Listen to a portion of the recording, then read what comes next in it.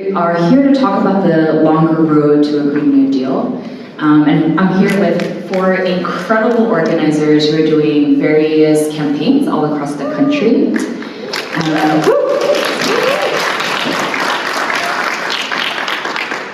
As we know, we are living in a system that is contributing to profiting off of and woefully inadequately prepared to deal with the climate crisis. And so DSA is intervening at various touch points in our society to be able to take back our public resources, to dismantle capitalism, and to challenge power so that we can reclaim the land and take care of the earth and people. So my name is Lindsay. I worked on the Build Public Renewables Act for 4 years. Thank you. And this past session, we successfully won and passed legislation so that New York State would build, own, and distribute renewable energy at a low-income cost to New Yorkers all across the state. So we have organizers at every level of government who are working on campaigns to seize power. And so at this time, I want to make sure that our panelists can introduce themselves. So if Gustavo, you would start us off. Hey everyone, my name is Gustavo, he, him pronouns. I'm in New York City, DSA, and I'm also in the National Political Committee until Sunday. Do you want us to say how we got into this, or just our names? Oh, we can just do names and then we'll get into that. Hi, I'm Sarah, she, her.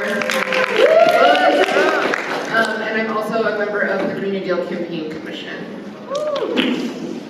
I'm Soleil. I'm she, her pronouns. I'm from Chicago, DSA. I'm also on the Green New Deal Campaign Commission with Sarah. And also working on the Fix the CTA campaign in Chicago. My name is Sarah. I use she or they pronouns. I'm here from Maine, DSA. I'm currently part of the local campaign committee in Portland, Maine, but today talking about our Maine public power campaign. Incredible. So fighting for climate change can be seen as this big, abstract thing.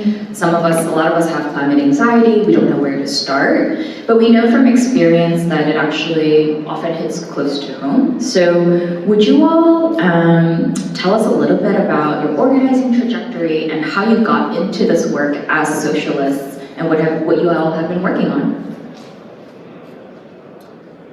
Okay, so I joined DSA around 2016, and I knew that the climate crisis was really under-prioritized in politics, and it was something I wanted to work on, but I actually didn't work on it immediately, and I made a kind of deliberate choice, I think, to embed into campaigns that seemed to have the most experienced organizers, the most developed strategy in my chapter, and those were electoral campaigns and housing legislative fights. And so I learned a lot from the 2019 rent control fight to pass 9 pretty aggressive rent control bills in New York, and also was really involved in Julia Salazar's state senate campaign.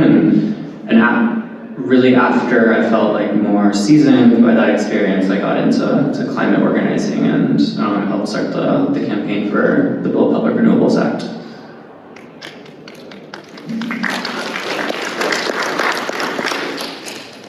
So like Gustavo, I also didn't start out as an eco-socialist organizer. I think like a lot of people in DSA, I got my start in organizing through labor. So I helped organize graduate workers in Local 2110 at Columbia. Shout out to that. And then once I got involved in DSA, I was involved in a lot of electoral work. But in the work that I've been doing with the Green New Deal Campaign Commission, I think one of the things that's really exciting about that is we're thinking about eco-socialist problems, but through the lens of like electoral, legislative fights and labor fights. And so really bringing those two things together in the course of our work. And that's what I'm excited about.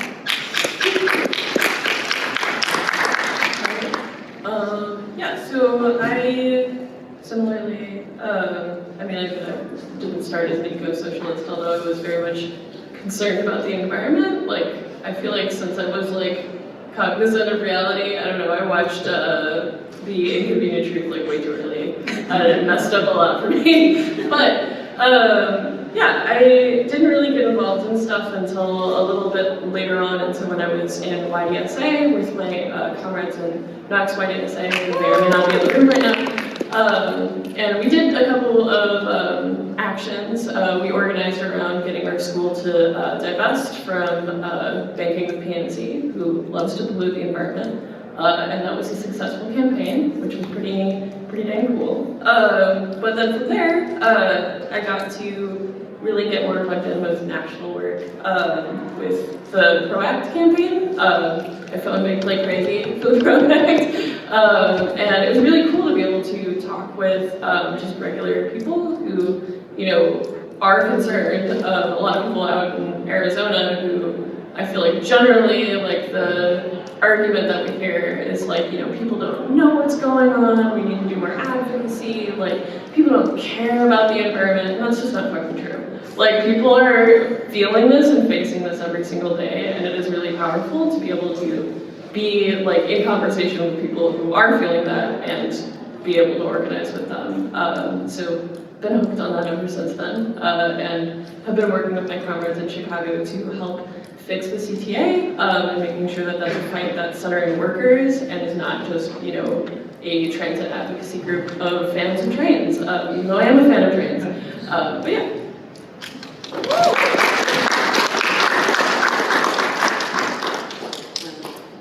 Hi again, Sarah Loudon here with Maine DSA, and similar to some other folks here, was not originally doing climate activism. My original entry point into organizing was actually through the Jewish organization, if not now, and the majority of the organizing I've done with the DSA has been electoral work, which I'm also still doing.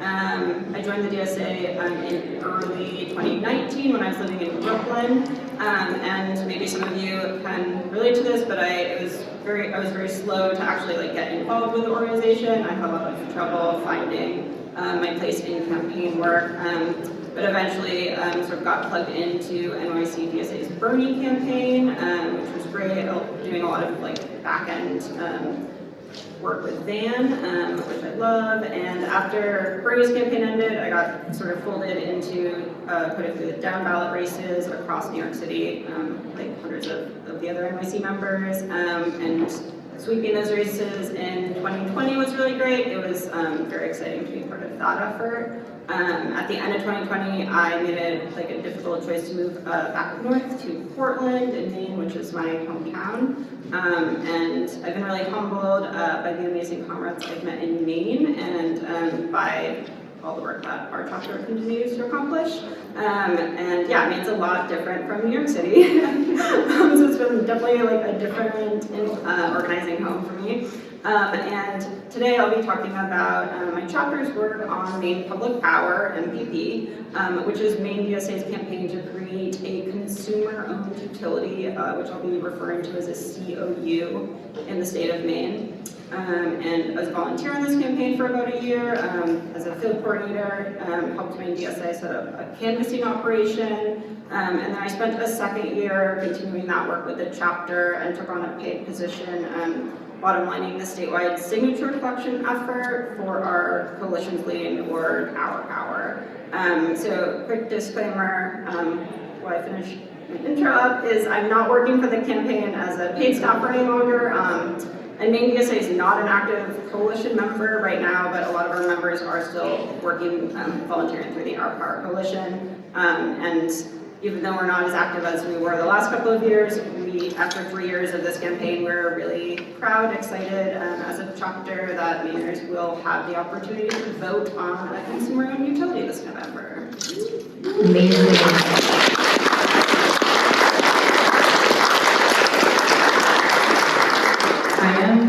a slut for petty details, so I will ask you about why you all are not involved later.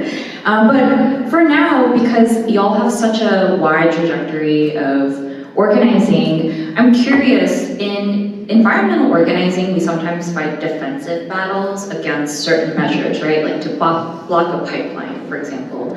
And then other times we're working to expand the rights or redistribute power and wealth for the working class. So how would you describe your particular campaign between these two descriptions, and what limitations or opportunities do those provide for organizing in the long run?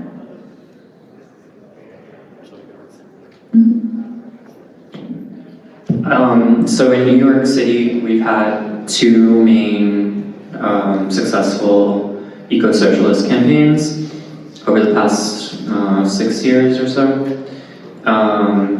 The first success that we had was a defensive fight where we successfully stopped the construction of a gas plant in Asma Alley.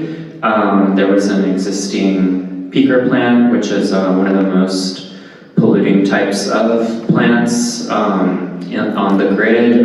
They only turn on when there's peak demand for energy, so in the hottest days of the summer, and in order, basically their purpose is to turn on really quickly, and so they're highly polluting in order to do that. And it was in an area where we had socialist electeds at many levels of government already at that point, AOC and Zoran Dani, and many DSA members lived there. We found out sort of by accident, most of the elected officials in the area had rubber stamped it years ago, and we launched a pretty vigorous campaign against it, and we were able to stop the plant. And then the other campaign is the Build Public Renewables Act, and this was an offensive fight, I would say. It created it was a totally new idea that didn't really exist in the state to expand the capacity of our public power authority, which is the New York Power Authority, to be able to build, own, and develop renewable energy. So our public power authority had been constrained by the capitalists for obvious reasons, because they didn't want to compete with public ownership. It was constrained not to be able to own any new energy. They do own large hydro plants already, as well as some gas plants. And I think that we gained a lot from both campaigns, but in my opinion, DSA should be prioritizing offensive fights, because I think that it's the role that we can play in the ecosystem, the movement ecosystem, that other organizations are usually unwilling to take. Like the defensive fights, they're important, but there are many NGOs that are taking on those fights. They helped us even to understand how to go about it, essentially. It was a pretty understandable fight to the political system. People come together all the time to stop, bad projects from being built in their neighborhoods in New York. But the fight for the Build Public Renewables Act was really something that the political system didn't know what to do with exactly, because we were trying to change the ideological consensus in Albany, and we largely succeeded. At least in the energy sector, in challenging the idea that we need private profit and the private market to develop the energy system. So it was obviously a lot harder and took many more years and was a more ambitious fight, but I think those are basically the two stakes. It's not to say that, there's no value in the defensive fights, or the DSA chapter should never do it, but I think that those are the conditions that we have to weigh.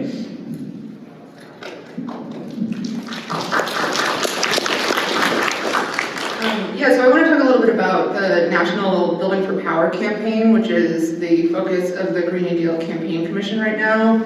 And as its name would suggest, it is an offensive campaign to build things and to really, sort of expand the public sphere, expand public services, right? Expand public lands, expand public, public stuff. That's good. But I think one thing that's important to think about, and Gustavo kind of highlighted this, is the relationship between defensive and offensive fights and how one can really kind of lead into another. So we on the GNDCC have been helping chapters all around the country to get these sort of offensive campaigns off the ground, expanding public transit, cleaning up public school infrastructure, right? So like schools have clean air and green spaces for children to play in, so we have like the idea of building for power, right, is putting forth a really strong positive vision for the future, right? It's like we don't just have to say like take away these cuts that are happening to public services. We can envision a future where they are actually expanded, right?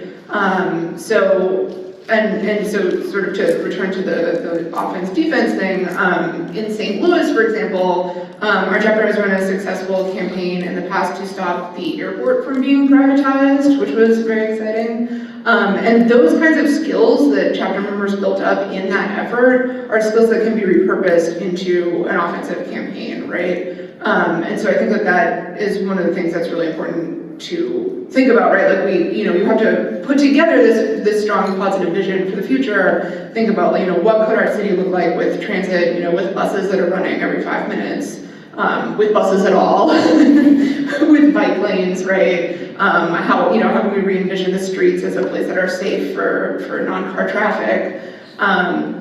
But we can use those skills, right? Like the members who know how to phone bank, who know how to canvass, right? Who have worked in coalition, who have figured out how to lobby electeds. All those kinds of things can be repurposed in a sort of positive direction. And I think that's one of the things that we're trying to do on the GNDCC is connect chapters with other chapters who are working on similar fights, right? With resources, with ways that are to sort of skill up and be able to take on any fight that we may need to in the future.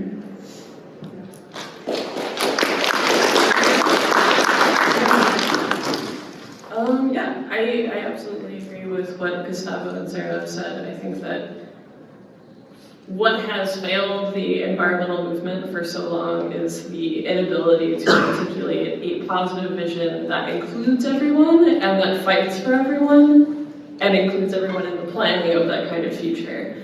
And I think that making sure that people feel that agency and making sure that people understand that it is necessary that they fight with you and then you bring everybody on board.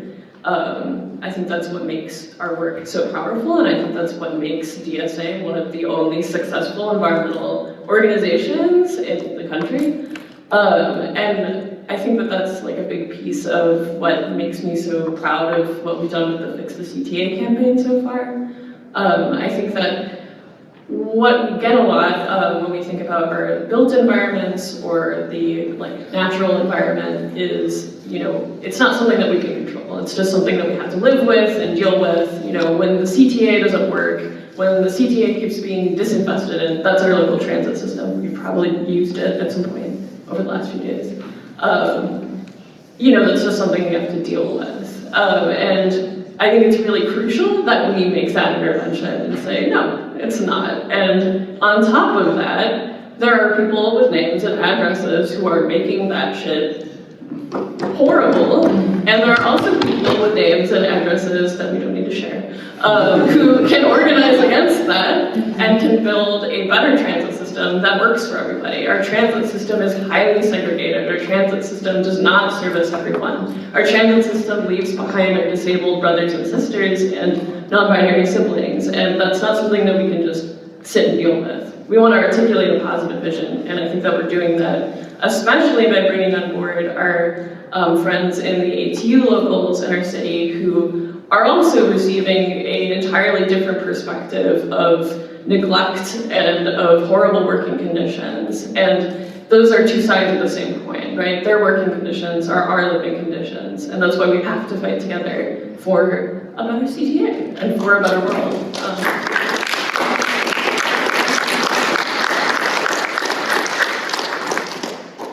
Great. I'm also going to talk about being on offense. So Maine Public Power and our coalition, definitely a campaign on offense by creating a consumer and utility for Mainers. What it would do would be buying out the current electric grid from the two private companies we have, Central Maine Power and Versant, which, both for-profit, foreign-owned companies. The new COU would be a non-for-profit. It would make all the ratepayers partial owners. It would give all ratepayers the ability to democratically elect a board to lead the COU as well. And just the very idea of creating a consumer and utility is something that the average voter in Maine had really never heard of before a couple of years ago, including me. This was like totally new concept to me when I joined this campaign. And I think new ideas can be scary. They can be challenging for a lot of people to understand, like for the average voter especially. At present, there's only one state in the US that has a statewide COU. Maybe a lot of folks who are here maybe already know that. But in Maine, we already do have a handful of municipal ones, so there is some precedent on the local level at least, already. One thing that came up a lot was when we were talking to voters that it was necessary to change and break down a lot of the more complicated language around the bill to make the sort of idea of a COU more accessible during real life conversations. One example that came up a lot was talking about the idea of a COU as a co-op, because that's something that for most people evokes a more positive connotation.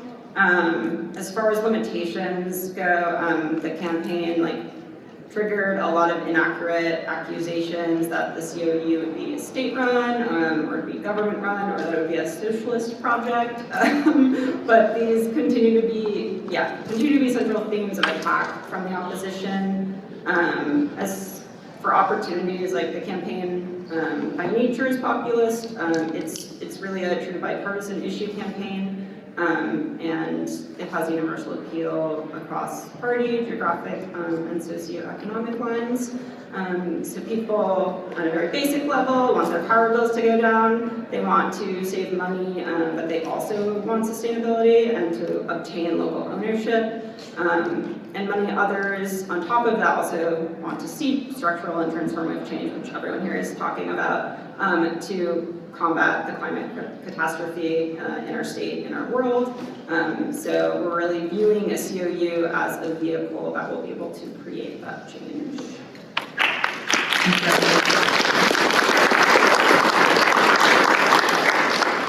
I love hearing about how both defensive and offensive campaigns actually build on each other to develop the skills of our members and grow DSA. But oftentimes we find ourselves in coalition. And so I'm curious, and this is directed at Gustavo and Sarah, who worked extensively in coalitions.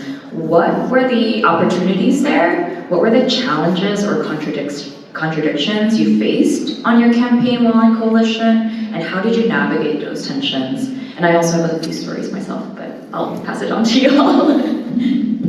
Yeah, I'm curious to hear from Lizzie, who was the coordinator of our coalition. So I think that in DSA, there used to be a somewhat prevalent idea that I think is less prevalent now, that we should defer to other organizations and defer to coalitions because we have less experience and haven't really been on the scene for very long. And I do think that we should be humble about what we know and have achieved.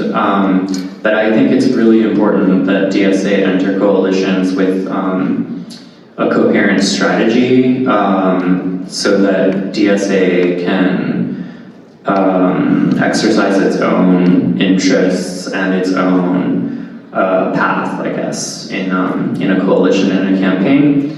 And I think we did that pretty well on the BPRA coalition. We helped start Public Power New York, it was called. And for us, we ended up being the main driver and decision maker in the coalition, although there were about 10 other organizations, 5 to 10, depends on how you count who's most active. And it was a combination of sort of small, more radical environmental nonprofits and also some EJ groups, environmental justice groups.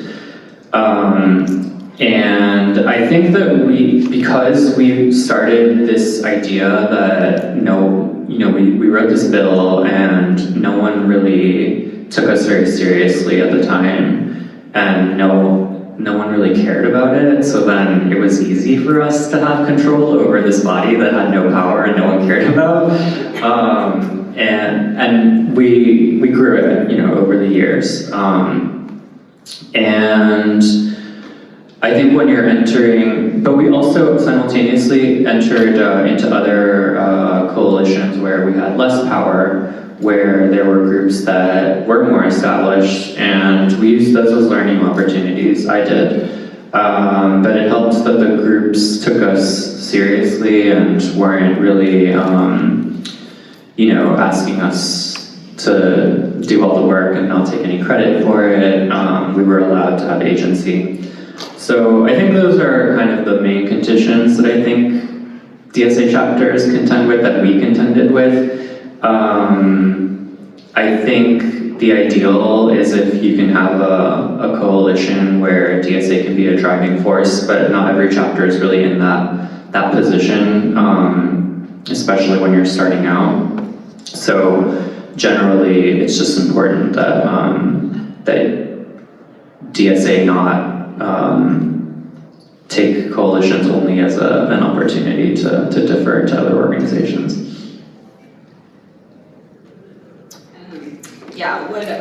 That was an excellent answer. I'm going to try not to repeat everything Gustavo just said, but talk a little more specifically about our project in Maine and our coalition. Maine DSA, we've been a partner in a coalition called Our Power, and then our part of the project, we were basically running this parallel campaign within the coalition called Maine Public Power. It can get a little confusing, but I'll begin a little bit with some of the challenges and contradictions we faced. On a really basic level, the project of Maine Public Power and its branding, intentionally made no mention of the DSA to avoid controversy, especially in parts of our state that are less open to leftist ideas. So it felt like from the very beginning, kind of our message and our presence was a bit subdued in this coalition, which didn't feel great. To build off of that a little bit, I think as a coalition partner, there were many times that we felt on a basic level that we weren't always receiving credit where credit was due, as Gustavo spoke to a little bit. For a couple of specific examples is the coalition just not even wanting to publicly thank DSA, just continuing to view socialism as a dirty word, specifically to having hesitance to accept in-kind donations with us, they didn't even want our name on their finance report. There was another specific example was there was pushback on the day of our signature turn-in, which was supposed to be a very celebratory day, about whether our campaign's co-chair would even be allowed to mention DSA as a coalition partner in the statement to the press conference last year. Despite all of that, we still had there were a lot of great opportunities that we would not have had running a campaign like this on our own. We made contact with a lot of volunteers who otherwise would not have been familiar with the DSA, and certainly demographically, our chapter's active volunteers are mostly folks who are in their 20s and 30s, but a lot of the volunteers that came in through our coalition members were 50, 60, 70 years old, so it was definitely a much more diverse group of volunteers as a result of organizing with these other groups. And yeah, this also included people in much more rural areas of Maine where DSA doesn't have a strong presence. We also made some contacts across party lines, which doesn't happen a lot.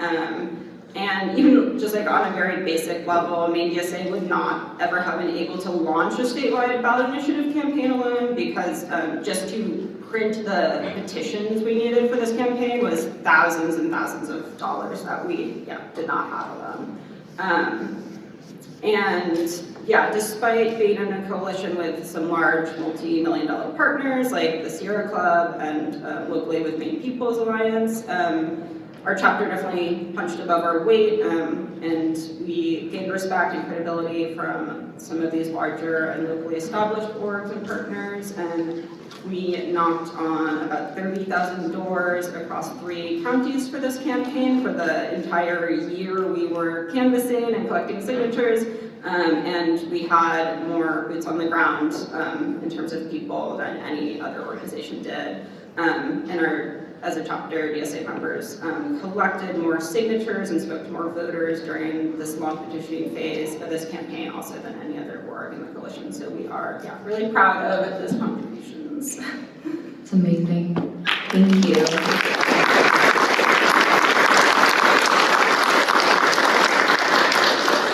Yeah, I will speak on this briefly because I have so many stories. But I think we understand in the Gramscian sense that while the left is small and until the revolution comes, we need to build a historic bloc. And so we were always in coalition with the understanding that we would be leading it, that we would be the prime decision makers, that we would hold a lot of the expertise and pass down a lot of knowledge to fellow comrades. And so at the while we had this broad coalition, we were always at the helm of it. And that was useful because there are many times, and this is a public power campaign where trade unions are actively opposed to municipalizing your utilities, right? And if you go to like your local IBEW and you're like, I am a socialist and I want to municipalize our grid, they're just not going to even listen, right?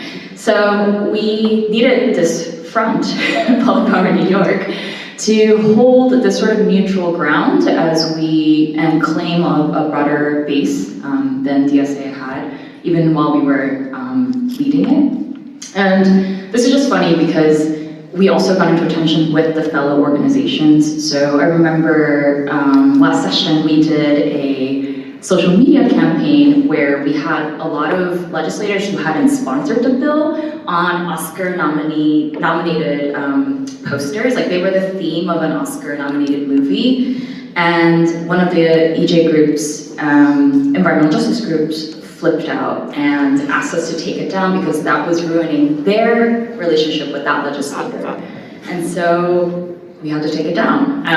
So there were times when there were moments like that, but we've also had meetings with federal legislator, I won't name who, but he was instrumental in passing the IRA, and he was like, we would love to facilitate meetings with you and the utility workers, but can we not say that y'all are from DSA? And we're like, yes, I guess that's fine. So I think there are strategic ways that we can navigate these situations, and until then, we have to just build a bigger block and show our power so that they have to take us seriously. But that being said, I am curious, because we're all fighting these local and state campaigns, how do those local and state campaigns fit into our broader national strategy toward an eco-socialist Green New Deal? And what is the relevance of the Green New Deal in our politics today? A friend of mine said that we don't just care about fighting for a Green New Deal because the climate crisis is this really huge problem and poses a really big opportunity for socialists, though it does, but also because capitalists are already in the process of seizing the opportunity to build green capitalism, and it's already underway a green capitalist transition, and we have to contest that ground. And that's also why we really care about the Green New Deal vision and why it's important in a more global sense. And you know, with the Inflation Reduction Act passing, I think that the Green New Deal and climate policy offers the left an opportunity to articulate a vision for economic development that the left hasn't really taken on. And, you know, most governments, state governments, the federal government think of economic development as giving subsidies to private corporations, to create shitty jobs, to, you know, give tax credits to real estate developers, to build casinos in New York. Politicians are obsessed with casinos. And the lack of imagination for what industrial policy and development can look like is just pretty astonishing, really across the ideological spectrum. But I think with the Inflation Reduction Act passing, it signals, you know, there's a debate whether the Inflation Reduction Act is like a break with the way capitalism has been managed by the government, or if it's a continuation of the same policies. And I think that it is something of a break. I think that it represents that you know, our ruling class does recognize that our economic agenda is bankrupt, basically, and that we do need a post-neoliberal answer. But I think that, you know, the proposals that they're posing are not enough. You know, they suck for the most part. But we can see, like in the Inflation Reduction Act, there are tons of requirements for you know, investment to having to create union jobs and have prevailing wage, like way more than would have happened in the Obama administration. So I do think that there's something of a shift. I think it's on us to articulate, you know, what we really want to see, as Lily was just laying out. And I think that's what's the relevance of the Green New Deal right now. And what excites me about, you know, what we're working on in New York, and you know, many chapters in New York are working on it, for developing a positive economic agenda that can decarbonize, but also you know, create union jobs and actually give material benefits to the working class.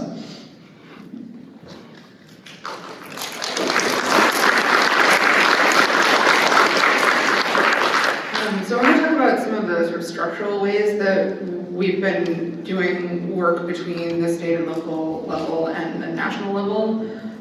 So as you may have seen in the report from our great co-chairs earlier in the convention, the current Building for Power sort of scheme came out of a turn to state and local work that was after sort of a turn in unsuccessful and adverse federal conditions. And I think that it's really empowering to be able to run local and state level eco-socialist campaigns, Green New Deal campaigns, that really respond to specific local conditions, that respond to the strengths and interests of particular chapters. And then what we're able to do at the national level is, you know, in the sort of iconic image of the small fish swimming together and like eating the large fish, that is our capitalist enemies. You know, providing sort of a sort of structure, you know, resource support, connection between chapters, really, you know, being a place where, you know, every month we have these chapter huddles where members from campaigns all across the country come together and talk about what's working, what's not working, where they're running into trouble, where they're hoping to get inspiration, what has been working really well. And those have been really valuable. We have a lot of chapters who are working on transit campaigns right now, for example. And so, so they can maybe talk about this more, but, we have a campaign in Louisville, Kentucky that is working really closely with ATU workers there. Chicago is also, working with ATU, and being able to kind of like build those connections across chapters is really important. So that we're not constantly sort of reinventing the wheel in each chapter. I think that's something that we face a lot as a difficulty, is, each chapter is kind of like reinventing the wheel on a lot of organizing. The more that we can build those connections between chapters, I think that's really important. So I think that's one thing. And then the other thing is just from a resource perspective, the kinds of coordinated work we can do nationally with chapters working together and around shared demands means that we can share sort of policy type resources, right? Like policy memos, those kinds of things, internal organizing support, all that kind of stuff, and also, financial resources. We have, grants to chapters. We were able to help, for example, affiliate Green New Deal for Public Schools campaign, build Corsi Rosenthal boxes, which you may have heard about, by giving them money. So, like the problems that Sarah was talking about with Maine, with like needing to, print out petitions, they're the ones like out there on the ground, talking to people. The kinds of resource support that we can provide nationally can help chapters be in a better position in the future in coalitions, right? To say like, we don't need the Sierra Club to print our petitions because like we got money from national and we're gonna print them ourselves, right? So I think that's a vision that we're trying to work towards as well. Absolutely agree. All of y'all need to come to our huddles. I think that would be really wonderful if I could see even just half of you, even just a quarter of you at our huddles. We do all kinds of incredible things here. It is really wonderful to hear from folks from Northern Alabama, folks from Charlotte, folks from Maine, folks from Chicago, being able to meet together, to steal an image from the International Committee's plenary earlier today, where I feel like kind of the red telephone connecting our chapters together. And that has been really powerful to see happen and put comrades in conversation with each other and be able to like swap different things going on and like be able to troubleshoot like what's happening in their chapter. Because I know like the size that we have like in Chicago is like different than like our comrades in West Suburban just next door. But I think that we come into a lot of different issues that are ultimately like pretty much the same. And even if there's capacity struggles, like Sarah was saying earlier, like that's where national can come in and really help us out with bridging that gap and making sure that we can all do the important work that we need to do in our communities. Because like, I don't know, can I ask you guys a question? Like raise your hand if you've been impacted by the climate crisis so far this year. Okay, cool. So yeah, like this is an issue that affects like all of us, and this is an issue that I'm sure, how many people have an eco-socialist campaign in their chapter right now? Okay, that's good to see, how about like electoral? Okay, sweet. And then like labor, can't forget labor. Sweet, awesome. So like all of those things like are necessary components to having a quality, winning, and winnable like eco-socialist campaign. I think that that's the experience and takeaway that a lot of us like up here have had. I think that's a lot of the experience that comrades out in the convention center have also had. And we want to get you guys in conversation together so you can swap like what are the best ways to chat with and like get plugged into like rank and file members in the ATU or in IBEW. What are the best ways to handle like when your like coalition partners are being kind of lame about your posters that are really cool, or what have you. Like we ultimately are able to reinforce each other when we work together both nationally, locally, and at the state level. And I'll just also add like on our Fix the CTA campaign, there's not really any infrastructure that is like isolated to just one area, right? Even with our Fix the CTA campaign, we are like transit system is intimately linked to our suburbs, and it also linked, you know, if you go far enough, to places like Gary and places like wherever Notre Dame is. I'm really sorry, but yeah, like we really South Bend. Thank you. Sorry, Pete. But yeah, so it's really important that we acknowledge that, you know, in the same way that wildfire smoke doesn't have any sort of boundary to who and when it affects, we also can have a boundary as socialists to who and when we help each other. And yeah, I think that's really cool about our eco-socialist work.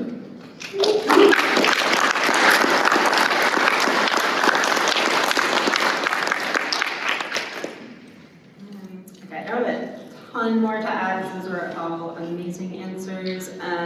But yeah, to like reiterate again, the public power campaign in Maine really has been a massive undertaking for our chapter, and has continued to be an uphill battle. I do think for some small and medium-sized chapters, it could definitely like be replicated more realistically on a municipal or community level, and there's a lot of more precedent for that in states. Our campaign definitely has sort of been working more in a silo and not in much like as in concert with the eco-socialism working group or with Green New Deal folks, and I definitely hope in the future, and maybe even for the remainder of this campaign, that we'll like be able to have more conversations with folks in other chapters and on other committees. Now that there are more people working on public power campaigns, especially. I was going to, just quickly mention another local example from Maine, from a successful fight that I think could definitely be repeated elsewhere by DSA. Maine DSA had a big win back in 2020 for our Portland Green New Deal policy. And that was passed by referendum as well, but just in the city. And the ordinance promotes environmental sustainability, it improves worker pay, and really vitally, it requires the creation of more affordable housing in the city. And I think that very much ties into sort of the relevance of Green New Deal policies really having an interdisciplinary approach, and especially for a lot of DSA members and other orgs coming from housing and human rights perspectives to sort of be able to come together from these different angles on these different issues to combat the climate crisis together. Thank you. All right, this will be our last question before we move into this discussion phase, because we want to hear from all of you. So DSA, our organization, has a daunting overarching goal of class formation. What has united DSA over the last 2 years, and what can unite DSA over the next 2 to 5 years, or the next decade? And how can DSA Green New Deal campaigns help unite DSA and build a working class for itself? So the question of class formation, with the BPRA campaign, I think poses opportunities for class formation now that the bill has passed. But I don't think that the campaign itself, I wouldn't really call this its strength, that it helped to activate masses of unorganized people into becoming self-conscious political actors, acting as a class. It did do that within DSA, created a pretty powerful machine of hundreds or thousands even of DSA members.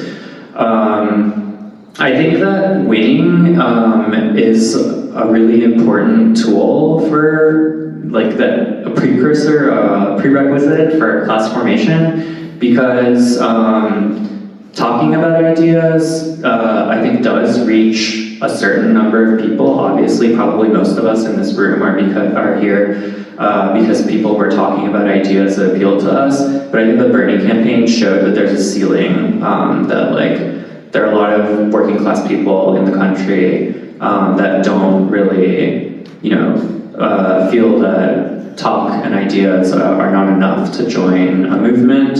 And so I think that showing that winning is possible, showing concrete results is really important to bring people into the movement. So that's something that I'm excited about working with going forward. And then also once the New York Power Authority starts to actually build projects, I think it will provide a lot of interesting opportunities to organize workers who are building those projects, and DSA members trying to get jobs doing that, for example, through the rank and file strategy.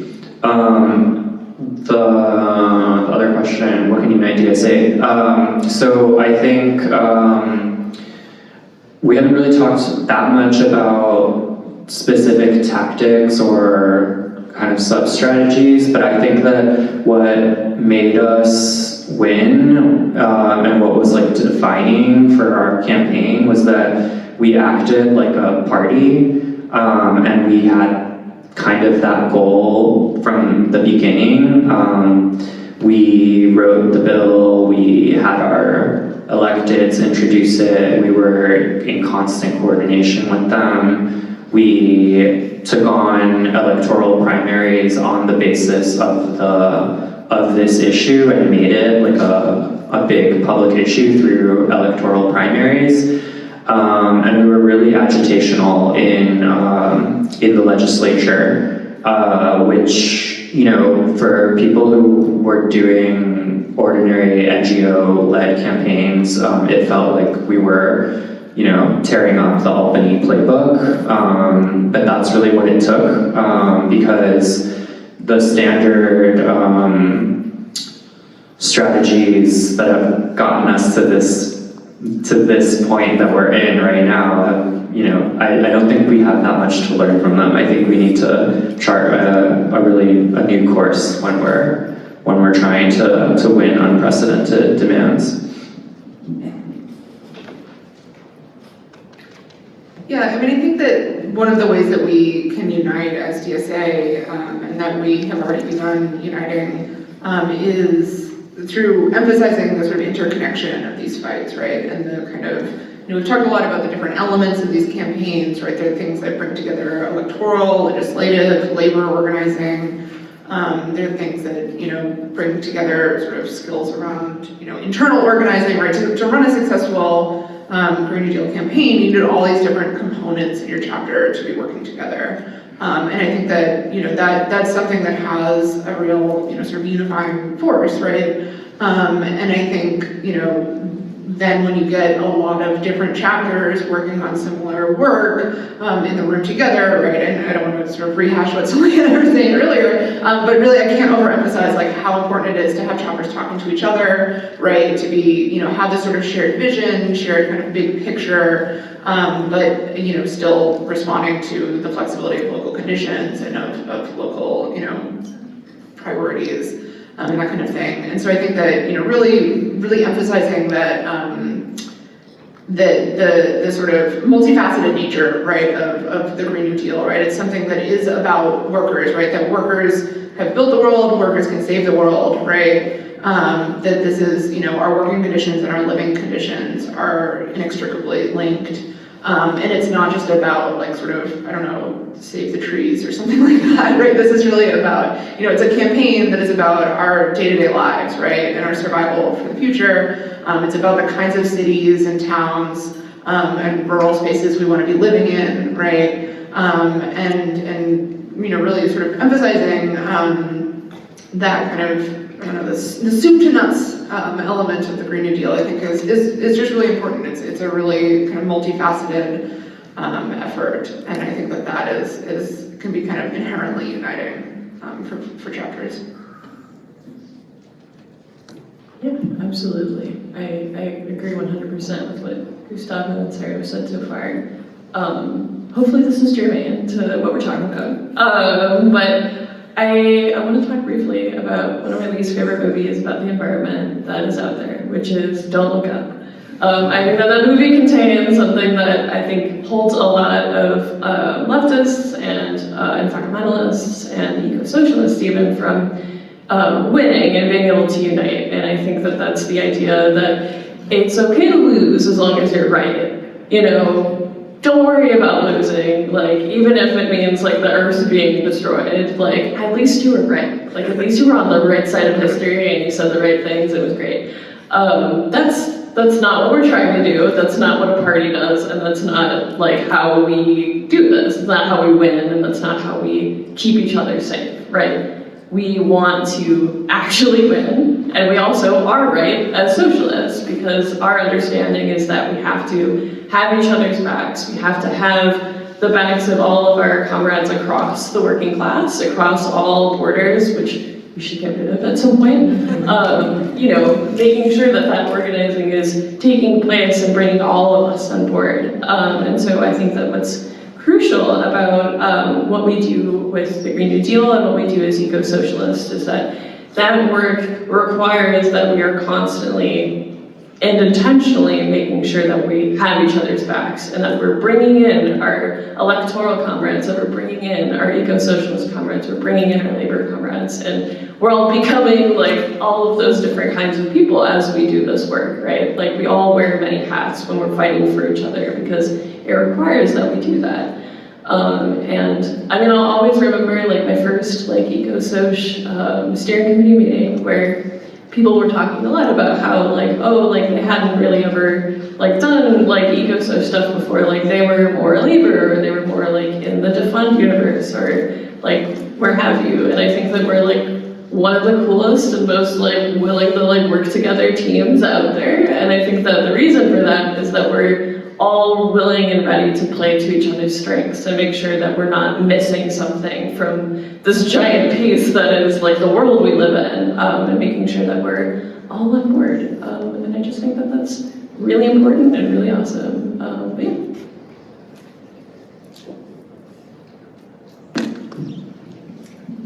Yeah, these are really great answers. And I'll probably keep this short, kind of to rehash too much, but definitely think over the past 2 years, our organization nationally and very much locally has worked towards these goals by strengthening our ties to organized labor. And in order to like continue to center the working class in this just energy transition, we definitely need to continue to emphasize and strengthen the labor and Green New Deal relationship as well. I feel like, yeah, this has been touched on already, but this was definitely in Maine for the public power campaign a point of contention, and especially to continue to build these stronger, more meaningful relationships, specifically with trade unions, and to that, yeah, we should be continuing to organize around the issues that affect everyone across class, racial, and geographic boundaries, such as access and usage of electricity, transit systems also being, yeah, a great example. These things that have mass and universal appeal. And I do think that building and running these campaigns like across ideology and party lines and pushing people's conception of what falls on the left and the right is something that especially issue-based campaigns can do more effectively and more easily than candidate races can. So I'll just leave it at that. Amazing. Can we give our panelists a big round of applause?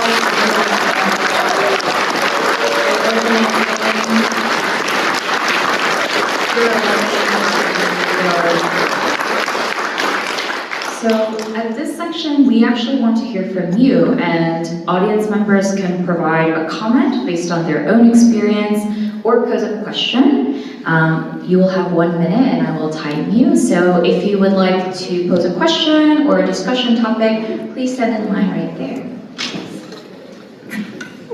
Okay, and I will try to model the quickness. Daniel from DSA Los Angeles. In addition to the climate crisis becoming more evident each day with, floods and forest fires and the like and freak happenings, fascism is much more evident. And the threat to AI to work is much more evident. And that's going to complicate all of these issues. I think in all of them, in our talking and the Democratic Party's talking, and then green NGOs talking, there's a lack of communicating urgency, which I think would really bring more people in, because this is affecting people's lives right now. And I think if we were able to find a way to communicate beyond the Green New Deal language, a sense of urgency around how climate is affecting us now and how it will make fascism and other things worse in the future, that would be useful. Thank you.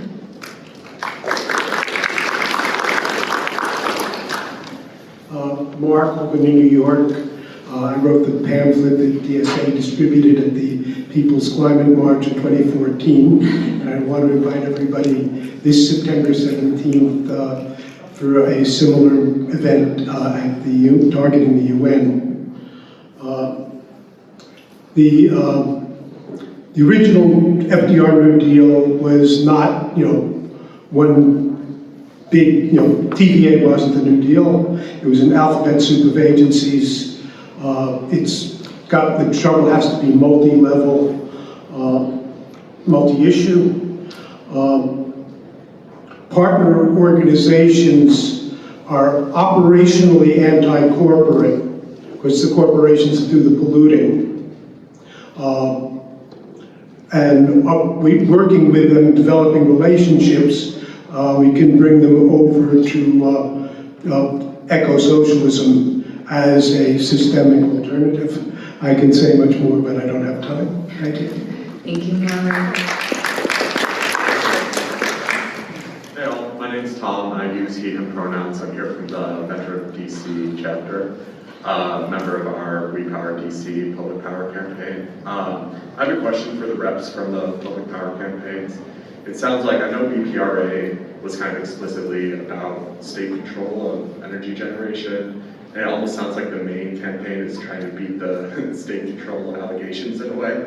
Is it true that you're both, it's kind of a different vision of public power? And if so, I'm kind of curious how you got there, if you had also considered kind of alternative strategies and what you would advise to other public power campaigns trying to decide what their campaign should look like and what the goals should be.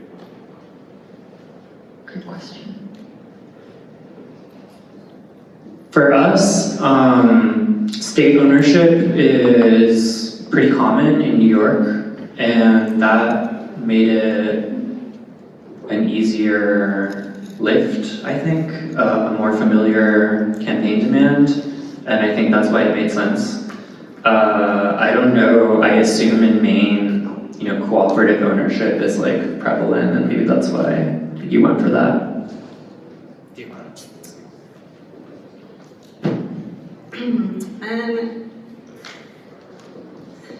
Yeah, I wasn't involved with the very beginning phases of this campaign. Actually, DSA, as our chapter, wasn't involved with the initial decision of why the coalition was seeking to create a consumer-owned utility, as a standalone non-for-profit versus having it be state and government run. So I don't know if I can answer this question quite as well as I'd like to. But I think, yeah, a lot of it probably just comes down to different visions of public power. I also was not one of the members who chose the name Maine Public Power for our campaign, and actually our power, the coalition, we really hated that was the name of our parallel campaign because it made it sound more like it was going to be a state-run or government-run utility rather than a more cooperative one. But I think, at the end of the day, just the education around the language that's being used and around the language that's being used, both sort of in the messaging, but also especially in direct conversations with voters, just ends up being really important so that you're able to educate voters and answer those clarifying questions about why, what it means to be a COU versus to have the state running it. I want to add just one quick thing too, on the municipal front. So we have some comrades from Milwaukee. I don't know if they're in the room right now, but they are working on a municipal public power campaign right now. So I would invite you to get in touch or get in touch with us to put you in touch with them, because that's another model. We don't have up here right now, but they have some exciting insights, I think, into that work. Yeah, I will say there are variations of public power that we're actually trying to map out, but the conditions in New York, because we had an existing power authority that was founded by FDR during the New Deal, that was ripe to build, we could build on that and expand its power. For a place like Maine, where it's a privately owned company, it made sense, and Maine is like more hippie, if that makes sense, right? Like, I feel like a COE makes sense because folks are more bought into that model. So I would assess the conditions of what's on the ground and what people want and what organizers are willing to fight for. Just to speed up the line, because I see a lot of folks are, we're actually going to take 3 discussion points or questions at a time. So please feel free to introduce yourself, state your question or comment, and 1, 2, 3 of us can go and yeah.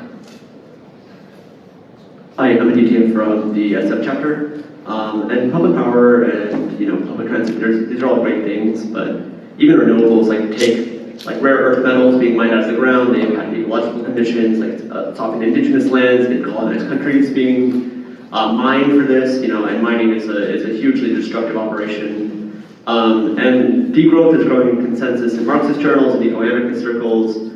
One of the problems that and this is something I'm like, I'm getting really interested in. One of the problems is like messaging. You're like, okay, hey, we need to reduce our energy consumption, we need to reduce our material footprint.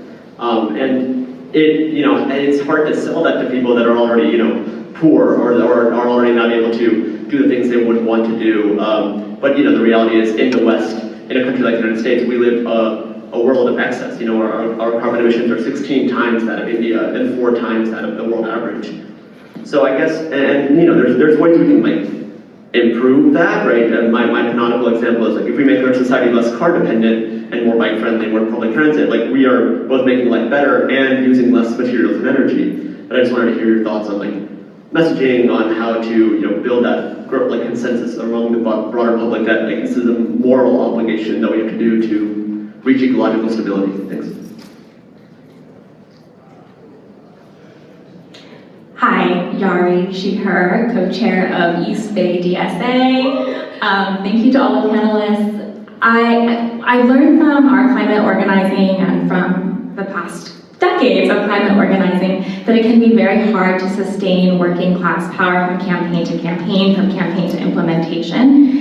And labor unions have proved to be, although much weaker than we would like them to be, one of the more durable forms of proletarian organization. And so I'm curious what strategies you all are experimenting with or would like to experiment with in helping to both build up labor unions, maybe tenant unions, maybe transit rider unions, around the institutions that people depend on for their lives, their food, their ability to get to work, in a way that both builds those institutions of power and helps to implement the climate campaign goals simultaneously. Thank you. Hello, Julia, she, her, Newark, New Jersey. I think the climate justice movement writ large is really interesting because of how much the rhetoric has shifted around it. So first there was a lot of appeals to the ecological and preservation, and then it was like doom and gloom, climate change is gonna kill us all, that didn't really work. And now I think conversations around environmental justice, environmental racism, legacy pollution are becoming more mainstream. And from a policy perspective, that means that there's a lot more of sort of shifting of resources and projects in communities that have been historically overburdened by all of these conditions. Which is important and I think absolutely necessary, but I think what happens is that it might align some of these larger, big projects that socialists like us really want to take on, big green public infrastructure. So I guess how do we kind of change that conversation around just, focusing on these smaller projects and taking it on as this big sort of universal campaign that we all need to be invested in. Thank you. Thank you so much for all those amazing questions. Yeah, Okay, I'll take Yari's. I totally agree that labor unions are one of the most durable forms of organization. They have a legal infrastructure to sustain themselves that basically no other working class organization has. And I was in an IBEW apprenticeship last year and left because it was too much to do at the same time as being on the NPC. But I'm probably going to resume it once I leave the NPC. And I think I was in a pre-apprenticeship at one point, and the North American Building Trades Unions, like the National Federation, basically has a lot of climate education in their like apprenticeship curriculums now, which like shocked me. So I was, in a classroom with like 50 people who are going to become union construction workers who were like super alarmed by the climate crisis and for whom it's very clear that, the solution is mostly going to be construction jobs. So for me, I think that embedding in construction unions is a really key task for socialists over the next 10 years.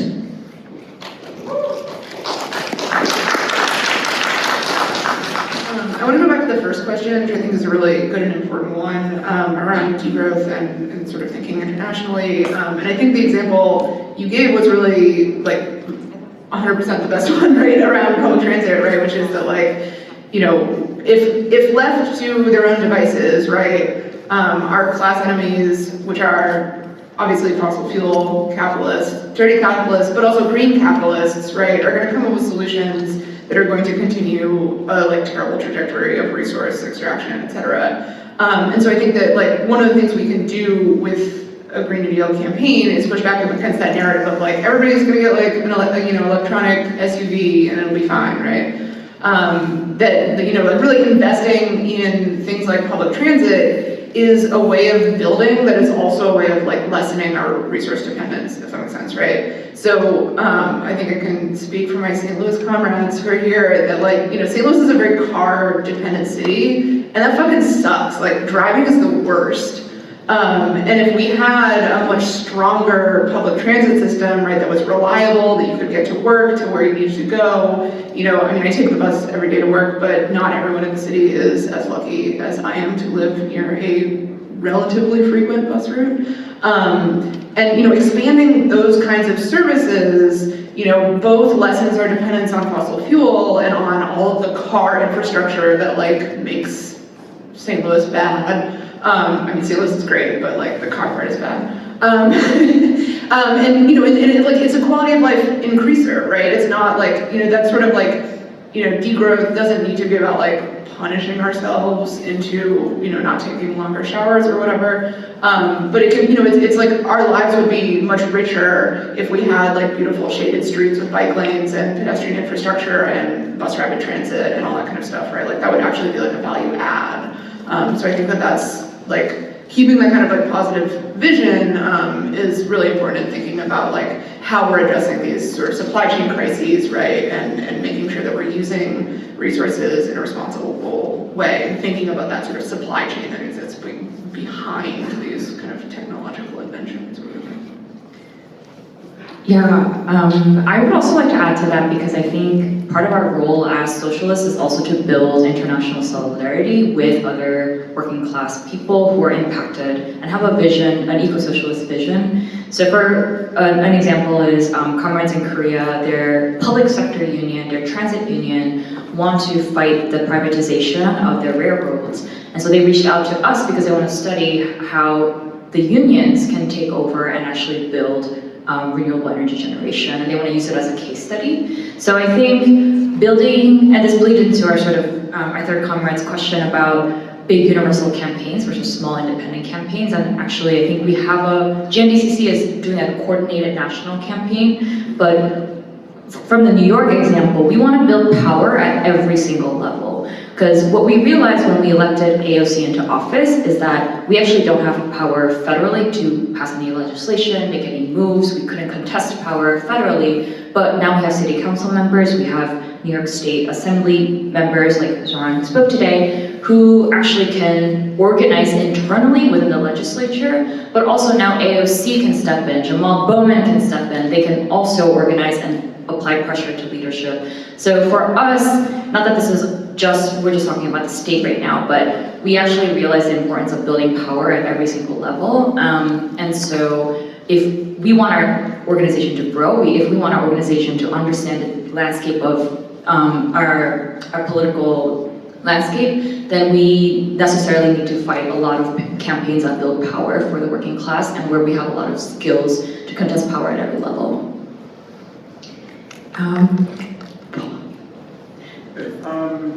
I'm Paul, I'm from New York City DSA, I use he, him pronouns. I want to thank the panelists, not only for the remarks today, but for all the amazing work you've been doing all, years, months and months.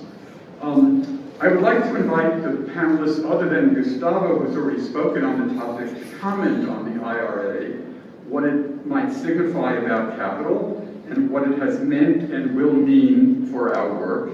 And sort of on the flip side, I would like to ask what do you think, what do each of you think a second Trump presidency would mean for our Green New Deal work? So I have a technical question, just factual question that you experts can help me with. Like, the Green New Deal was described in the media as this multi-year, $1 trillion, whatever. So if Trump comes into office again, will that money stop? But also just thinking about a possible Trump presidency more broadly, what that would mean for our work. Thank you. Thank you.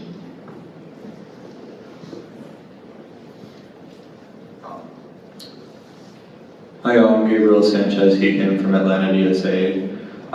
So in Georgia, just this week, they opened up the third unit for the nuclear power plant that we have in Georgia.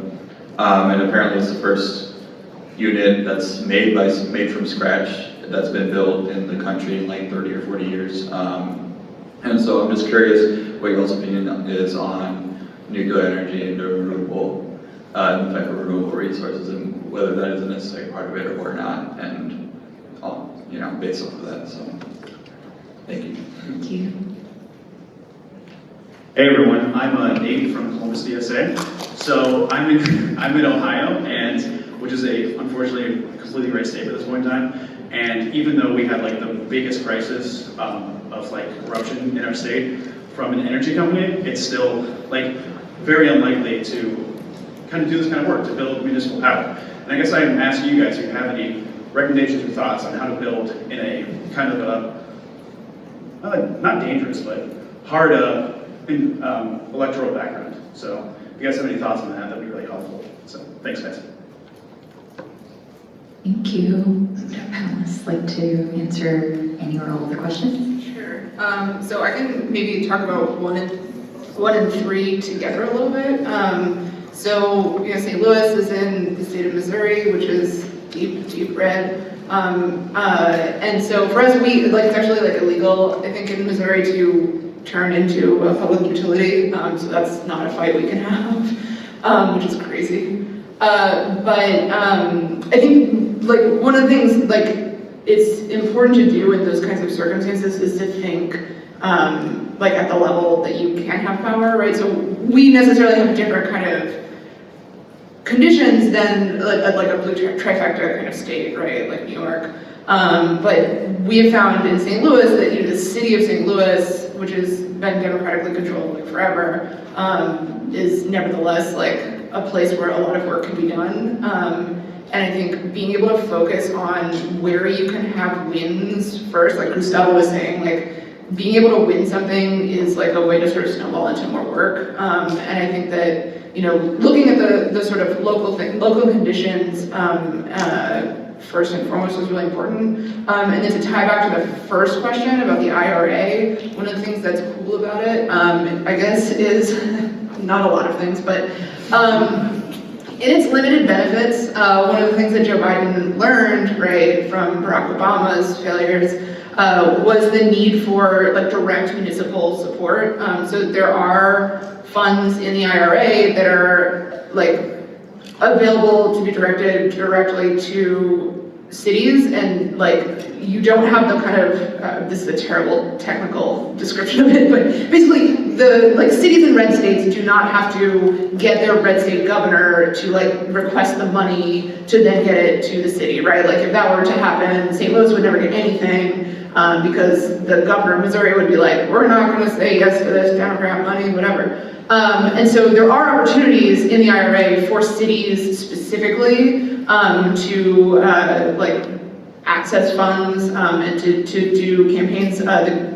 Green New Deal Campaign Commission has information about resources for working with IRA money, where to ask for it, how to ask for it, that kind of thing. So definitely reach out to us if you want to learn more about that in particular. From the comrade who, well, someone asked about Trump coming to office again, and I think that Green New Deal aside, I think it would cement a lot of fascist policies and, put all of us in a lot of danger. So I just want to remind folks that environmental wins are being clawed back right now. Supreme Court, deciding to not preserve wetlands for the sake of real estate. So we will be on the defensive, but that's already happening right now. So I think the work will actually look the same. We will still continue to fight at local, state, and contest power wherever we can. And then I had a sort of technical response to comment from Georgia. So there are many different sides of the debate, so I will be incredibly technical, which is that it's incredibly resource intensive to build a nuclear power plant from scratch. And so we, from New York, we would not do that from scratch. We would actually prefer building a lot of other renewable energy options to ensure reliability. And there are many different technologies that we can use. It's not just solar and wind, there's geothermal, we're also talking about green hydrogen that can potentially be net emissions. So that's my technical response. I would also like to remind folks that Indigenous folks have been,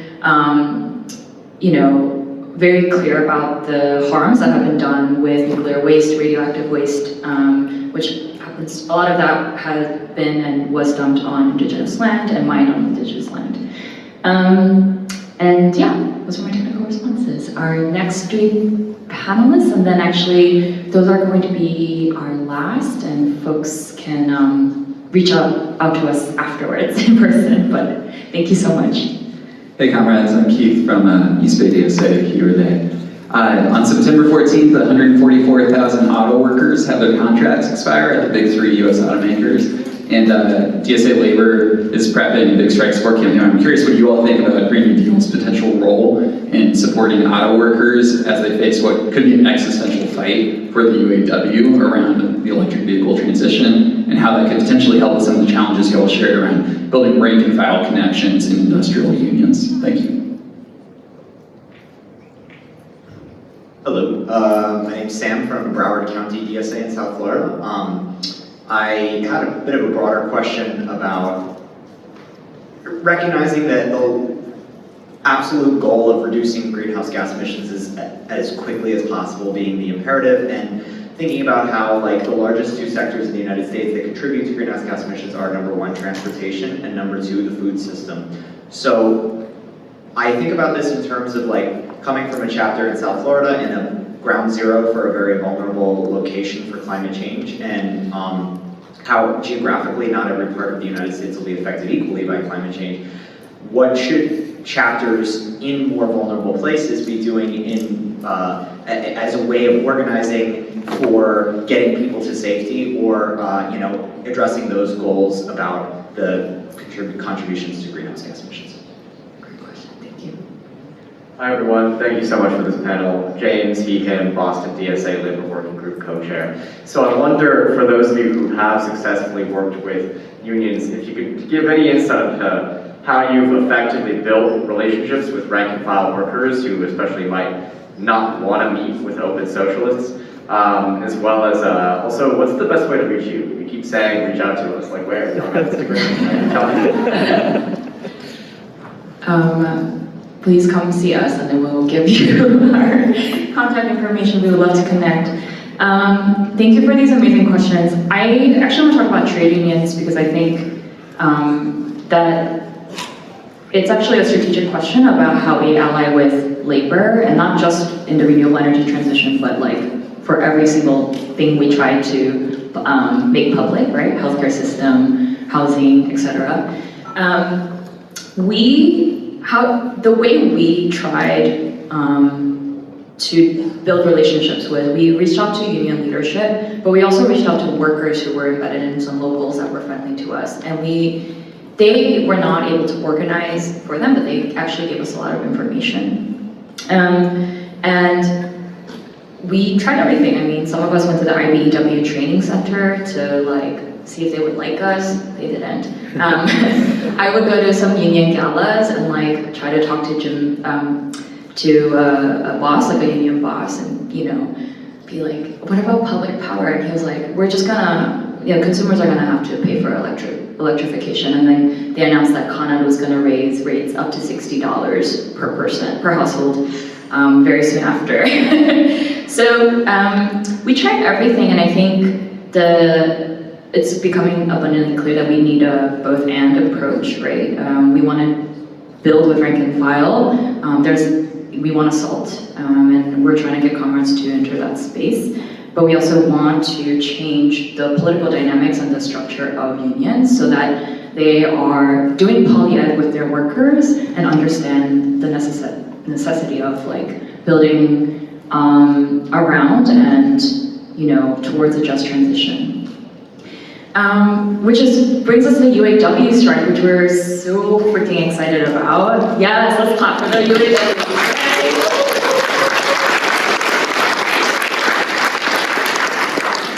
Part of it is indeed a hot labor summer, y'all. It's gonna be a hot labor fall too because of climate change.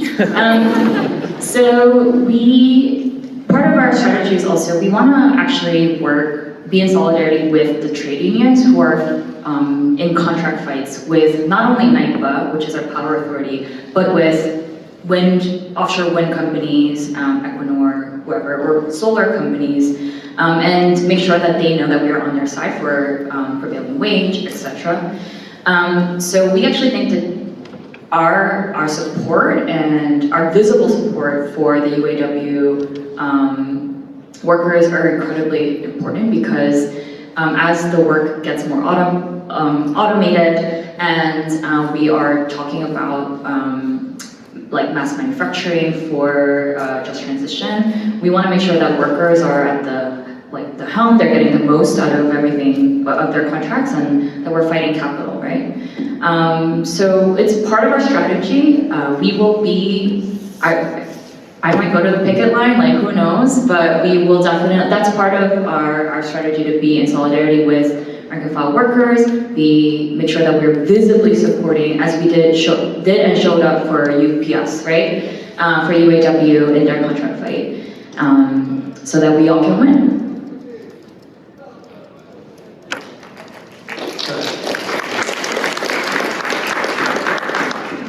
Absolutely. I just wanted to add one more thing about UAW. I think for us, it's absolutely a no-brainer working and fighting alongside our brothers and sisters and non-binary siblings in the UAW and helping them get a contract that they deserve. Because as we were saying earlier, and I think as we've all recognized, capitalism's not just gonna hang out and destroy the world and lose all of its investment so it can keep circulating money. It's going to invest in expanding into fixing the climate crisis, and what that looks like is a world that still exploits all of us, a world that is increasingly hotter, increasingly dangerous to just be able to be outside and breathe in, things like that. Our living conditions are going to be our working conditions, and we owe it to everybody across all different sectors of the economy, but especially our siblings in the UAW, to help them fight to keep their power and keep their ability to strike back against capitalism and help us win the goal that we all share, which is living on a world that is built by and built for all of us. And I think that's just, yeah, it's gonna be huge. And I'm ready to haul my butt down to, I don't remember what neighborhood it is, but it's on the far south side where they built the cop cars for Ford. But I'm ready to go and help them, at least in that way. Yeah. Thank you all so much. Well, we are so excited to fight for a Green New Deal with all of you. Please come find us and talk to the panelists. Also, if you want to email us, okay, so number one, Cornema has a sign-up sheet here. If you want to get in touch that way. And we have a table upstairs with QR codes, etc., where you can link and find out more. Also, So email. thank you. And there's some buttons too. And the email is, the email is greennewdeal@dsacommittees.org. And website. Green New Deal. And we have a self-organized breakout in the room next door tomorrow at 7:30. Vote for our consensus resolution.